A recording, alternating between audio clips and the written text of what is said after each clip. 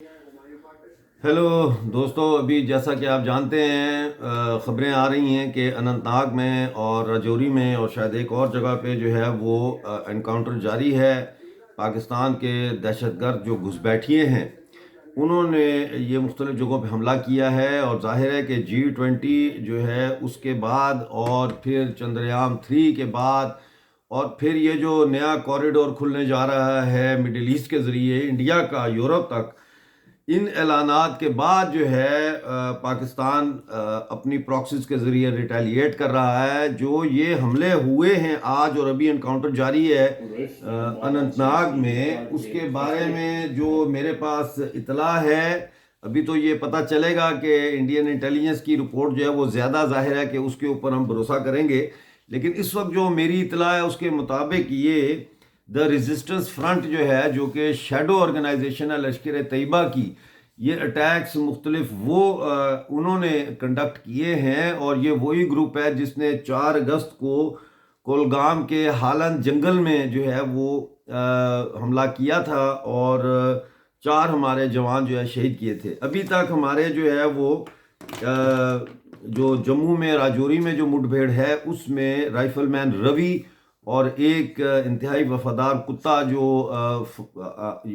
Police और army के units की मदद करता है, स्निफ डॉग होता है, कैंट नाम का ये कुत्ता और ये राइफलमैन, ये 2 शहीद हुए हैं वहाँ पे, और उनके लिए श्रद्धांजलि। अनंतनाग में कह रहे हैं कि इस वक्त जो है वो गोलाबारी जारी है, लड़ाई जारी है, और एक कर्नल, एक मेजर, एक डीएसपी जो है ऑलरेडी जामे शहादत नोश कर चुके हैं। इंडियन आर्मी के कर्नल जो है राष्ट्रीय राइफल के वो मनप्रीत सिंह, वो जामे शहादत नोश कर चुके हैं। मेजर आशीष जामे शहादत नोश कर चुके हैं, और डीएसपी हुमायूं भट्ट वो भी इन आतंकवादियों को ख़त्म करने के जो लड़ाई है इसमें घायल हो चुके हैं, वो शहीद हो चुके हैं। और इस वक्त GOC 15 कोर जो है लेफ्टिनेंट जनरल राजीव घाये और जो deputy general director general police हैं दिलबाग सिंह, वो मौके पर मौजूद हैं। और इसमें जो जम्मू कश्मीर पुलिस है, वो राष्ट्रीय राइफल्स, ये सारे जो है मिलके इस वक्त लड़ रहे हैं। और जब ये ख़बर आई कर्नल साहब की शहादत की, तो उस वक्त मुझे ब्रिगेडियर राजेंद्र याद आ गए, जिनको महाराजा हरी सिंह ने कहा था कि आखिरी खून के कतरे तक और आखिरी सांस तक दुश्मन का मुकाबला करना है, और उन्होंने फ्रंट से लीड किया था। भारतीय सेना की एक खूबी ये है कि ये नहीं करते कि सिपाहियों को या नॉन कमीशन जो अफसर होते हैं, हवलदार सूबेदार, इनको आगे करें, ये खुद आगे जाते हैं और फ्रंट से लीड करते हैं। ज़ाहिर है अभी इनकी शहादतें जो है वो कभी भी फरामोश नहीं की जा सकती, और ये हमारे देश के हीरो हैं। सबसे पहले तो ये हिंदुस्तान के हीरो हैं, उसके बाद ये जम्मू कश्मीर के भी हीरो हैं, क्योंकि ये जम्मू कश्मीर के अंदर जो मुसलसल पाकिस्तान का आतंक है उसके ख़ात्मे की लड़ाई लड़ते हुए इन्होंने जामे शहादत नोश किया। मैं सिर्फ इस वक्त ये कहूँगा कि इस वक्त जो है मेरी अपनी जो कैफियत है वो ये है कि मैं चाहता हूं कि मैं वहां पे हूं फ्रंट लाइन पे, मेरे हाथ में बंदूक हो, मैं खुद इन आतंकवादियों के खिलाफ जो है वो इस जंग का हिस्सा बनूं। और ये कोई डायलॉग नहीं है। देखिए, पाकिस्तान के जो ये करतूत हैं,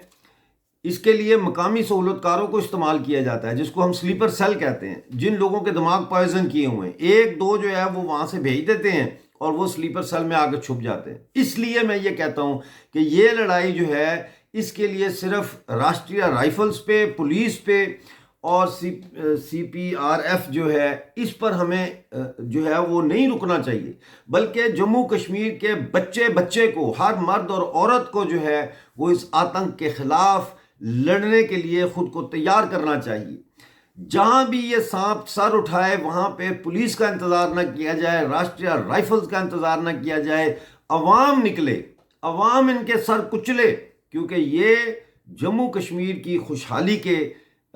खिलाफ हैं। ये जम्मू कश्मीर में परपेचुअल جو ہے وہ ڈس آرڈر اور لا اینڈ آرڈر کی جو سچویشن ہے اس میں یہ تھرائیو کرتے ہیں، اور ان کا مقصد یہ ہے کہ جموں کشمیر کے اندر جو ہے وہ امن بحال نہ ہو۔ لہٰذا ایک تو میں یہ کہوں گا کہ جموں کشمیر کے جتنی سویلین آبادی ہے وہ بھی اب ان لوگوں کے خلاف جو ہے وہ اٹھ کھڑی ہونی چاہیے۔ اور جیسا میں نے کہا، آپ بھارتی فوج کی کسی بھی طریقے سے اگر جموں کشمیر میں مدد کر سکتے ہیں تو آپ بڑھ چڑھ کے ان کی مدد کریں، وہاں پہ آئیڈینٹیفائی کریں سلیپر سیلز کو، آئیڈینٹیفائی کریں ایسے لوگوں کو جو جہاد کے نام پہ لوگوں کو اکساتے ہیں، آئیڈینٹیفائی کریں ایسے لوگوں کو جو بٹوین دا لائنز ایسی باتیں کرتے ہیں، یعنی زو مانی باتیں کرتے ہیں، جو بھارت کے سمویدھان کے خلاف جاتی ہوں، جو بھارت کی ترقی کے خلاف جاتی ہوں، جو جموں کشمیر کے اندر جو امن آیا ہے 370 کو ختم کرنے کے بعد اس کے خلاف جاتی ہوں، جو کسی بھی طریقے سے جو جموں کشمیر کے اندر جو پیس پروسیس چل رہا ہے، جو کوشش کی جا رہی ہے کہ کسی طریقے سے جموں کشمیر کو فکس کیا جائے democratically, panchayat election, D D C election, investments etcetera, infrastructure, smart city, G20۔ کل تو 90 پروجیکٹس کا افتتاح کیا ہے ڈیفنس منسٹر راجناتھ سنگھ نے۔ 90 پروجیکٹس جو ہے بارڈر روڈ آرگنائزیشن کے، ان کا انوگریشن کیا ہے کمپلیشن پہ۔ وہاں انہوں نے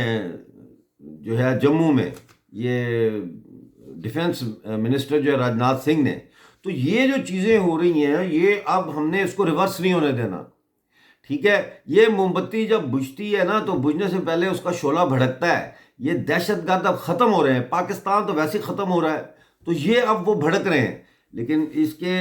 اس موم بتی کو بجھانے کے لیے، یہ جو دہشت گردی کی موم بتی ہے، یہ جو دہشت گردی کی آگ ہے، اس کو بجھانے کے لیے جموں کشمیر کے ہر ناگرک کو، چاہے وہ یونین ٹیریٹری سے تعلق رکھتا ہو، چاہے وہ پاکستانی قبضے والے جموں کشمیر اور مقبوضہ گلگت بلتستان سے تعلق رکھتا ہو، اس کو اپنا حصہ ڈالنا ہوگا۔ یقیناً